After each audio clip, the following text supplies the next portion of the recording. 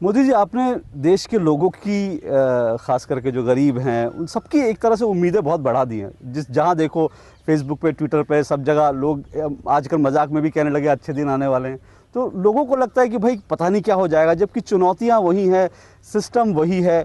BJP के लोग उम्मीद करते हैं कि आप आएंगे, कश्मीर समस्या का हल हो जाएगा, पाकिस्तान को मुंह तोड़ जवाब दे दिया जाएगा। आम आदमी सोचता है कि उसको भरपेट रोटी मिलने लगी, महंगाई कम हो जाएगी। इतनी उम्मीदें बढ़ा दी हैं, कभी आपको लगता है इतनी उम्मीदों का बोझ आपके कंधों पर है और ये बहुत चुनौतीपूर्ण हो जाएगा? देखिए, उम्मीदों का कारण मोदी नहीं है। उम्मीदों का कारण जो भयंकर निराशा देखी है लोगों ने। आप एक बंद कमरे में घंटों से बैठे हैं और एक छोटी सी खिड़की से भी हवा आ जाए तो जिंदगी में आशा भर जाती है। आज स्थिति है कि इतनी निराशा का माहौल है तो लोगों को लगता है यार कहीं से तो कुछ अच्छी बात नजर आ रही है। उससे वो लगता है कि यार वहां हुआ तो मेरे यहाँ हो सकता है। कोई जाके कहे बनारस में कि मैं गंगा ठीक करूंगा, कोई नहीं मानेगा। मोदी कहेगा तो मानेंगे। क्यों? मोदी का साबरमती रिवर फ्रंट का ट्रैक रिकॉर्ड है, करके दिखाया है। अगर करके दिखाया है तो लोगों को भरोसा होता है। तो कपिल सिब्बल साहब ने कल ही कहा, उन्होंने कहा कि अरे साबरमती तो पहले भी बहुत बढ़िया सा उसका इस तरह की स्थिति थी। मैं नहीं कह रहा, कपिल सिब्बल साहब कह रहे हैं जाहिर तौर पे। देखिए, कपिल सिब्बल साहब जैसा बुद्धिमान इस देश में मैंने तो अभी तक कोई देखा नहीं। दो रत्न ही है हमारे प्रधानमंत्री जी की कैबिनेट में, एक चिदम्बरम साहब और कपिल सिब्बल साहब। वे आइडियाज़ के मैन्युफैक्चरिंग में बहुत एक्सपर्ट हैं। झूठ मैन्युफैक्चरिंग में बहुत बड़ी उनकी इंडस्ट्री चलती है। उनको पता नहीं है कि गुजरात में साबरमती नदी में सर्कस चलते थे और गुजरात में जो बच्चे आज 12 साल के हैं उनको अगर आज से 2 साल पहले, 5 साल पहले ऐसे लिखने के कहते थे साबरमती पर निबंध लिखो, क्योंकि गांधी जी के साथ जुड़ा हुआ है, तो निबंध में क्या लिखते थे कि साबरमती रिवर बहुत अच्छी है, बालू के ढेर हैं, सर्कस चलता है, सर्कस देखने का मज़ा आता है, गधे बहुत आते हैं, क्रिकेट खेलने के लिए हम साबरमती में जाते हैं। क्योंकि उसे मालूम ही नहीं था कि नदी में पानी होता है। मुझे किसी ने एक दिन चिट्ठी लिखी थी कि एक बच्चा अपने पिताजी के साथ स्कूटर पे जाता था, तो बीच पे कहता था ये ऊपर क्यों बनाया रास्ता, ये ऊपर क्यों बनाया? तो बाप कह रहा था नीचे से नदी है। तो बोले नदी तो पानी होता है, तो यहाँ कहाँ नदी है, आप झूठ बोलते हो। ये मैंने पूरा अखबार में माँ बाप बेटे का डायलॉग पढ़ा है। अगर कपिल सिब्बल साहब को इतना प्राथमिक नॉलेज नहीं है तब क्या करे भाई। लेकिन गुजरात मॉडल की जब बात होती है तो बहुत से लोग कहते हैं कि भाई गुजरात तो, बार बार कांग्रेस भी बात कहती है कि गुजरात तो पहले से बहुत आगे स्टेट था, और अगर इतिहास भी देखें तो गुजरात देश के संपन्न और बढ़िया राज्यों में से रहा है। तो गुजरात मॉडल की अगर बात होती है तो वो उसका श्रेय सिर्फ मोदी जी को क्यों मिले? वो तो बहुत सारे लोगों को श्रेय इसका जाता है। बहुत अच्छी बात कही। मोदी क्या कहता है?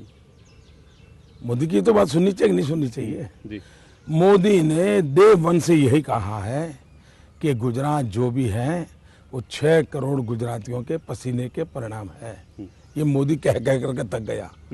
दूसरी बात है कि ये कहना कि पहले गुजरात ये था और आज हुआ वो गलत है, तो पहले कांग्रेस तय करे। नंबर 1, वो मानते हैं कि गुजरात आगे बढ़ा है, उसी में उनको कंफ्यूजन है। वो कहते हैं नहीं बढ़ा है, फिर कहते हैं मोदी ने नहीं बढ़ाया, फिर कहते हैं मोदी झूठ बोल। कभी वो गुजरात आगे बढ़ा स्वीकार करते हैं लेकिन मोदी को स्वीकार नहीं करते हैं।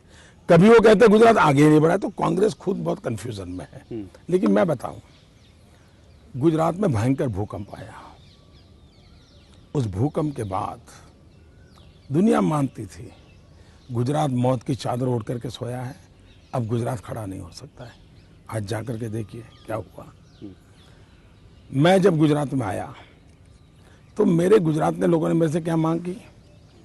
2001 में मैं आया तो मुझे गुजरात के लोग कहते थे मोदी जी कुछ भी करो, कम से कम शाम को खाना खाने समय तो बिजली दो। आपके गुजरात में जो दूरदर्शन के स्टाफ के लोग हैं उनको पूछो जी। खाने के समय बिजली नहीं थी। मेरे यहाँ बच्चों का एग्जाम हो बिजली नहीं आती थी, माँ बीमार हो पंखा नहीं चलता था, सास भी कभी बहू हो टीवी सीरियल चलता था टीवी देखने को नहीं मिलता था। दूरदर्शन दावा करता था कि हमारा नेटवर्क इतना लंबा है, लेकिन लोगों के पास बिजली नहीं थी, दूरदर्शन के डिब्बे पड़े हुए थे, कोई उपयोग नहीं करता था। आज गुजरात में 24/7 365 डेज बिजली है। इसको विकास मानते हैं क्या? मानते हैं तो अच्छी बात है, नहीं मानते तो आपकी मर्जी।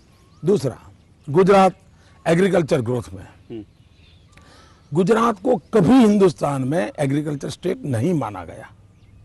हम तो रेगिस्तान है, उधर पाकिस्तान है, वही हमारी जिंदगी है, बालू के ढेर हैं हमारे आसपास। 10 साल में पानी पर इतना बड़ा गजब काम हुआ है गुजरात में, जो हिंदुस्तान, यूनाइटेड नेशन ने हमको अवार्ड दिए है। पानी पे इतना काम हुआ है, 10 साल का अगर टोटल लगाया जाए और उसकी एवरेज निकाली जाए, हिंदुस्तान में एक भी स्टेट नहीं है जिसकी 10 साल की एवरेज 10+ एग्रीकल्चर ग्रोथ की है। जो गुजरात माइनस ग्रोथ वाला था, हिंदुस्तान की सरकार 2% से भी ज्यादा एग्रीकल्चर ग्रोथ नहीं कर पाती है। क्या इसको आप विकास मानोगे कि नहीं मानोगे? Medium and small scale industries, ये हमारे राहुल भैया को कोई चिट्ठी पकड़ा देता है, फिर वो कुछ भी बोल देते हैं। अभी तो एक दिन बोल दिया कि 1 में से 2 बच्चे भूखे होते हैं। अब ये इनके जवाब में क्या दो? 1 में से 2 बच्चे भूखे होते ही कहां से लाए? अब ये इनका ये लेवल है और इसमें हमारा टाइम खराब होता है। लेकिन जैसे medium and small scale industry, medium and small scale industries, पूरे हिंदुस्तान का ग्रोथ 19% है, 19%।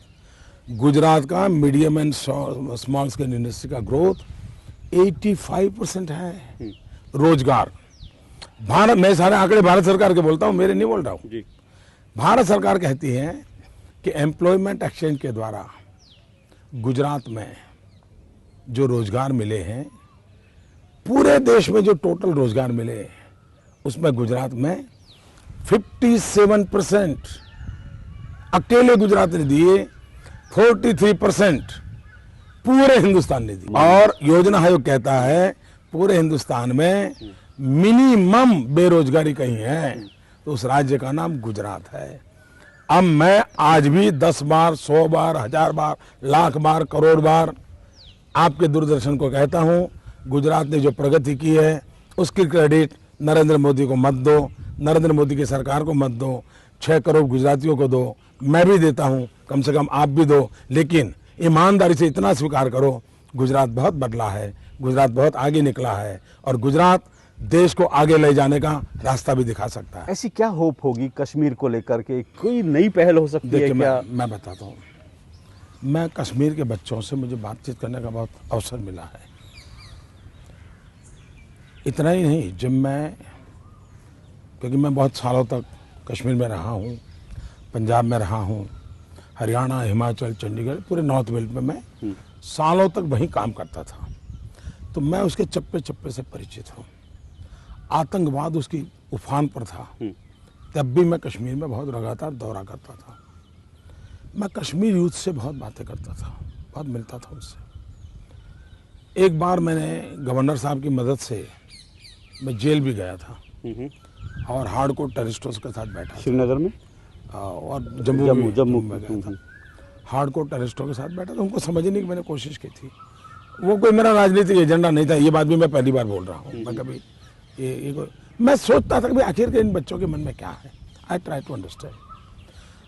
मैंने देखा कि देश आज़ाद होने के बाद अटल बिहारी वाजपेयी ने कश्मीर में जिस प्रकार से मरहम लगाया, उन्होंने जमहूरियत की बात कही, इंसानियत की बात की, कश्मीरियत की बात की, इन 3 चीज़ों ने कश्मीर की दिल को छीन लिया। और जब भी मैं उनको मिला हूँ, वो कहते हैं साहब, अटल जी के जाने के बाद हमारा बहुत नुकसान हुआ है, उस बात को कोई आगे ले जाए। और मैं मानता हूँ उनको भरोसा है कि शायद अटल जी की जो सोच है, भाजपा की वो सोच है, आने वाली सरकार की भी वही सोच रहेगी। तो एक आशा बंधना अच्छी चीज़ है और हम लोगों का दायित्व बनता है कि सब बुरे लोग नहीं हैं जी, वहाँ भी इतने अच्छे लोग हैं, नौजवान इतने अच्छे लोग हैं। अभी मैं कोटा गया था, कोटा में मैं कुछ बच्चियों को मिला था, श्रीनगर से पढ़ने के लिए बेचारी कोटा में आके रहती है। मेरा मन करता है अमृतसर जैसा कोई बड़ा सेंटर बने जहाँ कश्मीर की बच्चियां भी आकर के वहाँ, क्योंकि उनको पढ़ना है, उनको आगे जाना है।